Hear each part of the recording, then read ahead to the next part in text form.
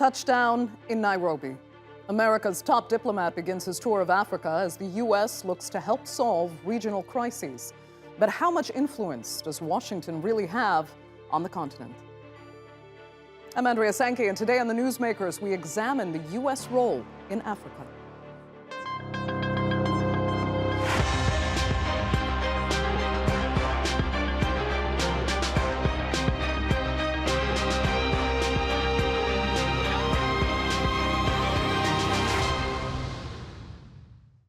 Well, as the world prepared for the new millennium, then South African President Thabo Mbeki vowed to make the 21st century the African century.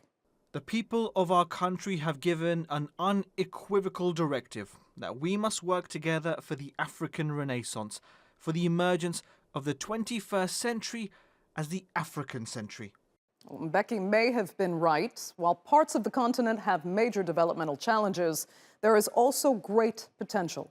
In January, a historic free trade agreement that included almost every African nation came to fruition, and Ghana's president, Nana Akufo-Addo, hailed it as a breakthrough. We in Ghana believe that an increase in trade is the surest way to deepen regional integration in Africa. It will mean a rapid increase in the exchange of agricultural, industrial, financial, scientific, and technological products, which would significantly enhance our economic fortunes as a continent, create prosperity, and provide opportunities for employment for the broad masses of Africans, particularly the youth. Well, Africa has a young population, and by 2050, it's expected to double in size. Within the next 5 years, more than 100 of its cities will have at least 1 million people. With that growth, nations like Russia, Turkey, and China are looking for opportunities. Beijing has been the continent's largest trading partner for more than a decade, and massive projects like this railway line in Ethiopia, worth around $500 million, has only increased Chinese influence. The only experience Ethiopians had with trains was in history, the one that was built by Emperor Menelik II 100 years ago. This generation has never had the chance to experience a train ride. I'm really excited to be here and to witness this as the first service of this train. But while China, Turkey, and Russia have made their mark on the continent, investing heavily in infrastructure, the U.S. has fallen behind. In recent years, Washington appears to have neglected African nations, especially under Donald Trump. The controversial commander-in-chief was the first U.S. president not to step foot on the continent since Ronald Reagan. And his contentious travel ban, which included Nigeria, Sudan, and Tanzania, angered many. But when Joe Biden took office, he promised to re-engage and re-establish relations. And on Tuesday, U.S. Secretary of State Antony Blinken arrived in Kenya to boost that process. Blinken will also visit Nigeria and Senegal over his 5 days, but he's starting in Nairobi, hoping to promote democracy and find a diplomatic solution to the war in neighboring Ethiopia. The fact is that we continue to see atrocities being committed, people suffering, and regardless of what we call it, it needs to stop. And there needs to be accountability. And we're determined that there will be. I also said that as this moves forward, it is very important that the differences, the conflicts be resolved by people sitting down at the table, talking, discussing, negotiating. So just how much influence does the U.S. still have in Africa? To discuss that, I'm joined now from Nairobi by Aly-Khan Satchu, the founder and CEO of Rich Management and a specialist in emerging economies. From Durban is Agnes Gitau, the managing partner at GBS Africa, an advisory firm focusing on African economies. And in Washington, D.C., Cameron Hudson, a senior fellow at the Atlantic Council's Africa Center and the former chief of staff to the U.S. Special Envoy to Sudan. Thanks all so much for being with us. Aly-Khan, I'll start with you. You're in Nairobi. So I want to ask you, was there any sense of anticipation in the lead up to this visit? You know, the first of the Biden administration, or have many Africans become indifferent to a U.S. role on the continent due to a lack of engagement, especially under the Trump administration? I think there wasn't a lack of fanfare around this visit. I suspect there was a specificity about it relating to our neighbor up north, and therefore I think it was played down a little bit. But, you know, US influence in Kenya and East Africa remains very key, very important. And President Kenyatta has a very good relationship with President Biden. So I think it was quiet because of the agenda behind it, that being trying to protect the Horn of Africa from an absolute implosion, which looks really inevitable now. Okay, but so you do, I mean, the general feeling was that the focus in coming to Nairobi was much more about Ethiopia than in general African engagement and arguably reinvesting in the continent. So let me ask Cameron, I mean, historically, you know, the U.S. has taken interest in Africa mostly along political and humanitarian lines rather than, you know, economic investment. Do you think this administration, though, wants to change that? And if so, you know, to what extent? Well, I don't think that this administration is going to deviate from its traditional commitments on the continent, which have been on humanitarian issues, have been on conflict prevention and resolution, and democratic advancement. And I think all of those agenda items are very squarely on the Blinken agenda for this week. But as you rightly point out, I think that Washington, recognizing what other countries are doing on the continent, has recognized that it has to diversify its engagement on the continent. So it has to be, engaging with the youth of the continent. It has to be engaging with the tech sector, the business sector. America has this massive kind of soft power influence through technology, through culture, and I think there are a lot of natural avenues to engage with a new generation of Africans on the continent. I hope that Secretary Blinken brings some of that to this visit today. But I think he's already coming in to Africa on kind of his back heels right now. This trip has been delayed multiple times. So this idea that America is back is coming almost a full year into the administration. Africans have already criticized him for being late to come to the continent to engage African leaders. And he's coming at a time when we've seen 4 coups on the African continent, the most in the last 40 years, massive conflict in Ethiopia, a major setback in Sudan. So he's coming, I think, rather not to advance a particular agenda, but to hold off on some of the erosion that he has seen just in the last 6 months since the Biden administration has been in office. Okay. Cameron, if we can go back, though, to the earlier parts of your response there, and saying that the U.S. is observing, you know, the roles that other countries are playing. I'm assuming you're alluding mostly to China, and that the U.S. recognizes it has to engage. I mean, to what extent? Why does the U.S. have to engage in Africa? What are its real strategic interests there, especially when it's looking at the strategic interests it might be measuring of China and Russia in particular? Right. Well, I don't think it's only China. I think we have to be clear that, you know, I think the Biden administration wants to reframe America's engagement in Africa away from the way that Trump saw it, which was very much a sort of great power competition with the Chinese, particularly in the commercial space. I think that the Biden administration is trying to take a much more comprehensive look, recognizing that African countries have a host of partners to choose from. Yes, China, but also Russia is playing a very malign role in the continent, trying to undermine democratic progress through massive disinformation campaigns, through military sales and the like. But you also have to look at countries like Turkey, countries like the United Arab Emirates and Saudi Arabia, Egypt, all of which we've seen having an increasing influence on the continent. And I think that Washington's voice has largely been drowned out by many of these new entrants. And so I think that Washington is coming, I think, to restate its values, again, diversify its interests so that are not just on the political front, but also demonstrating that we can engage through multiple avenues to increase our influence and our clout with African nations. Okay. Agnes, I mean, where does Africa most need U.S. engagement? and, U.S. investment? Where is the relationship most mutually beneficial as well? Thank you, Andrea. I think for me, trade is priority for African countries, particularly now as we look to move towards integrated markets under the Africa Free Trade Agreement. I think the U.S. should be looking to engage at continental level rather than individual countries, but I couldn't agree more that also engaging with the young Africans, the young entrepreneurs in the continent.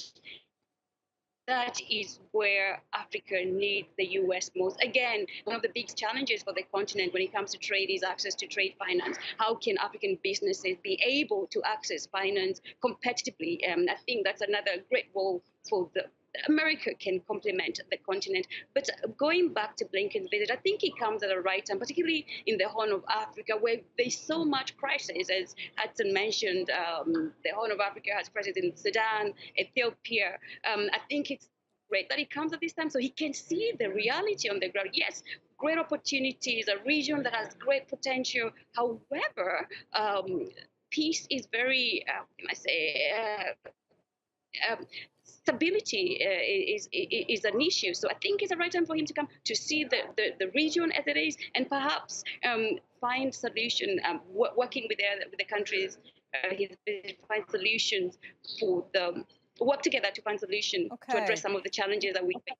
Agnes, can I ask you quickly, if you can, to get just slightly more specific? And I mean, maybe case studies would you cite to say where investment in Africa has worked, and this is why the United States, should up its game and not ignore the continent?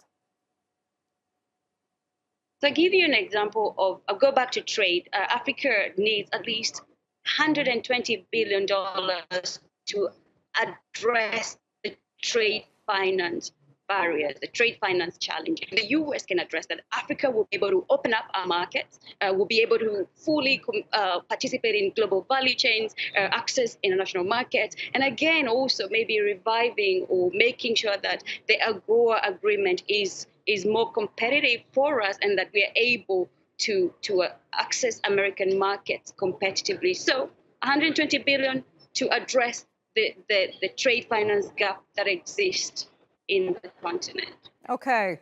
Aly-Khan, I mean, does that make sense to you? And I want to bring up as well the fact that Biden at one point had mentioned an infrastructure plan to compete with China's Belt and Road Initiative in developing countries. Do you see that as well going anywhere in Africa? So I think, the Belt and Road Initiative is very twin-sided. It's meant a huge amount of investment here in Africa, but a lot of it has been misspent, overspent. Ruling parties have taken cash off the top. And I think the Chinese themselves are quite disillusioned with the BRI in Africa. So I think, the Americans have a chance to compete much more effectively, to make money work more effectively for the people. And I think that was more the opportunity that Biden should have been looking at. There's a net shortage of infrastructure on the continent, big time. We know that it's not just about roads and railways, it's about the new technology infrastructure of the 21st century. I saw that the US has been trying to put money to work in that space. They were, of course, financing Safaricom's license in Ethiopia, which now, unfortunately, is very uncertain. But I think, the US has a lot to offer on the continent, and it doesn't necessarily have to be looked through a security prism, which has historically, unfortunately, been the prism through which a lot of US administrations have looked at the continent. Right. So, Aly-Khan, let me stick with you for a second, because Africa has had a lot of experience now with China over the past decade, but most of China's engagement has to do more with extracting natural resources and whatever suits its manufacturing interests, in particular in China, that the U.S. wouldn't be looking for as well. So, I mean, in the same vein there. So do you think the U.S. is forgoing an opportunity to become an even better trade partner more beneficially for the U.S. than how China has worked it out over the past decade, being very kind of single-tracked? I think the US has missed a trick completely. I mean, let me give you an example. Take somewhere like the DR Congo. The DR Congo's minerals are going to power the next 2 decades in the entire world. I mean, where is the US in this? It's largely been left to the devices of Chinese investors. And you know, the US has been very much in the back. Absolutely, I think there's this extraordinary opportunity for the US, if they can seize it, to re-engage with the continent in a meaningful way. And I think it would be politically sensible, but they've got to do a lot more on the political side. I mean, what we've seen happen in Sudan, what is happening in Ethiopia, you know, the US could have played a much more forward role, I think, in doing something about both those scenarios, for example. And I think, you know, the US talks about reaching out to the young people. Young people, without exception, for the last 10 years have wanted democracy in every country in Africa.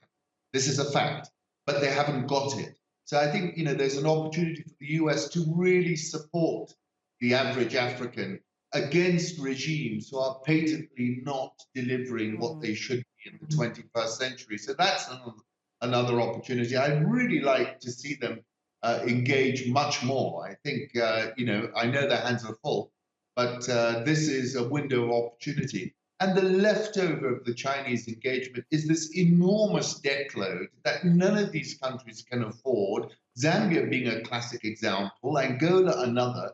But this is a symptom of a disease that is, I'm afraid, across the board, not just in those 2 countries. Okay, Cameron, I mean, do you expect the United States now to seize the opportunities that Aly-Khan is referring to? And do you agree that the United States has missed some pretty big opportunities in Africa? Well, I think there's no question that the United States has missed out and has been slow to recognize some of these big trends that your guests have already spoken about.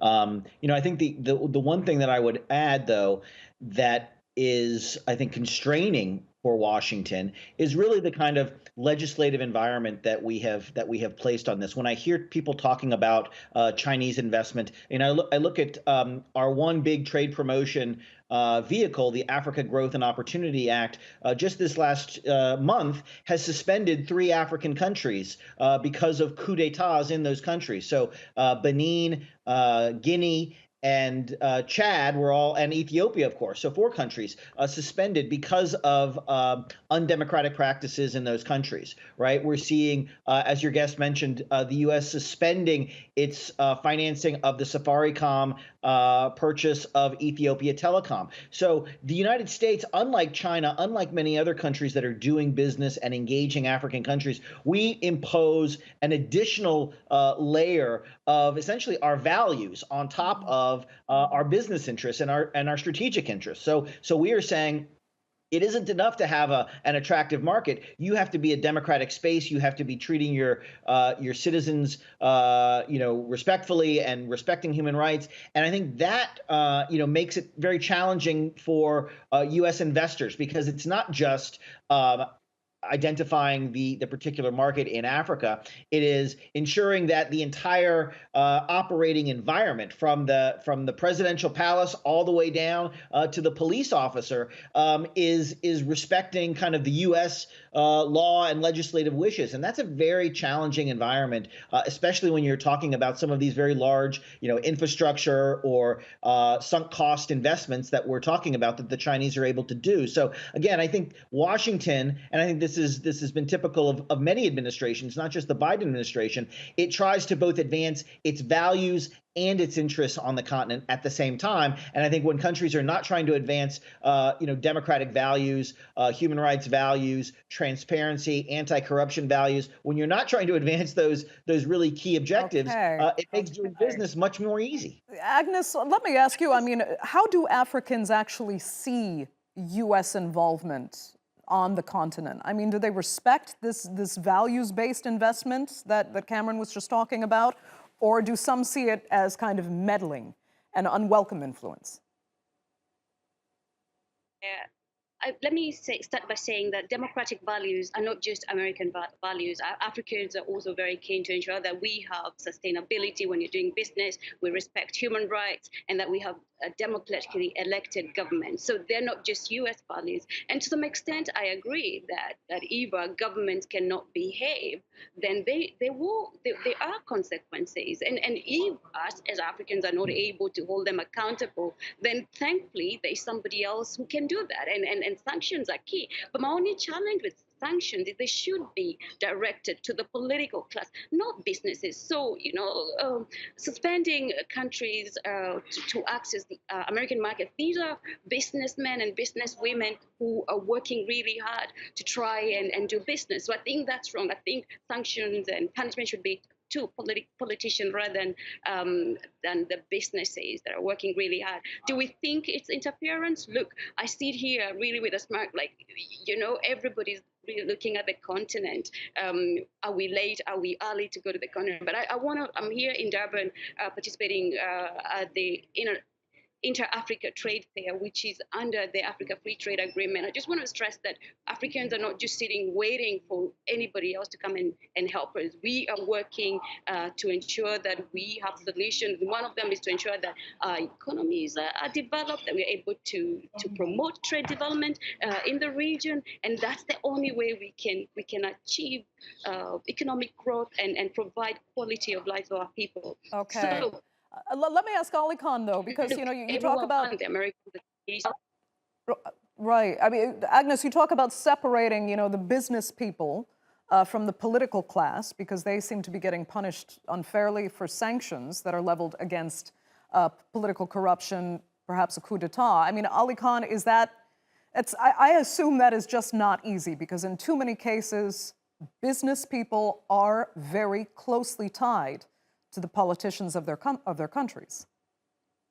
That's true, I think, to a large extent. And I think the nuance that Cameron introduced, which is that, the whole human rights umbrella is very coercive when it comes to US doing business on the continent, is also true. I mean, Congo is a good example. And, you would, just by stepping into Kinshasa, you'd probably fall foul of some regulation in the US.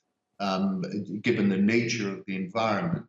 But I think we're going back to this whole thing that, the Chinese story about non-interference, the fact that they would not interfere with a sovereign nation's politics.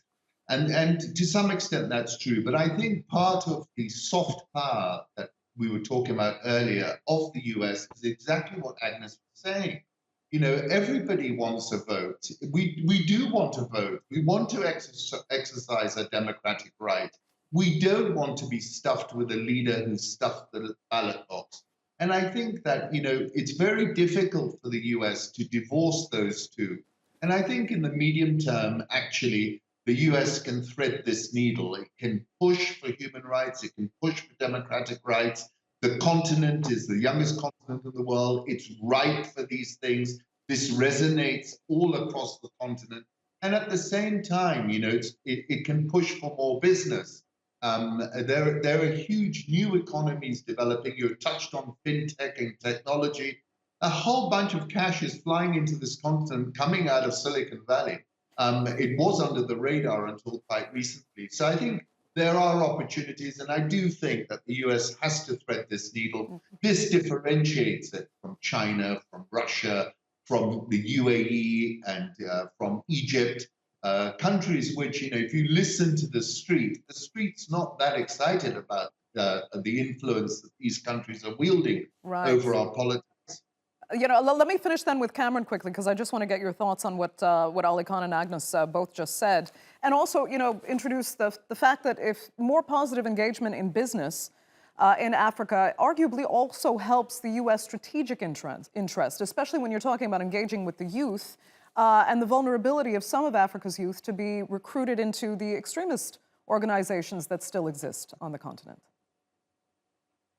Absolutely. No, I'm in strong agreement with both of your guests. I think that Washington needs to make it easier for U.S. companies to engage on the continent and invest on the continent, and to bring that kind of values-based proposition, not just through the political space, but through business investment. And Washington is trying to do that. They launched last year this Development Finance Corporation, which has multiple billions of dollars worth of finance credit for American businesses to go into the continent. They launched a Young African Leaders Initiative, trying to engage with the next generation of African leaders on the continent. So I mean, there are initiatives underway in Washington. I think they're nascent. They're going to take time to take hold and to be built up. But again, this is why I think the visit of Antony Blinken right now is so important, and it needs to not be treated as a special event. The Chinese leaders, the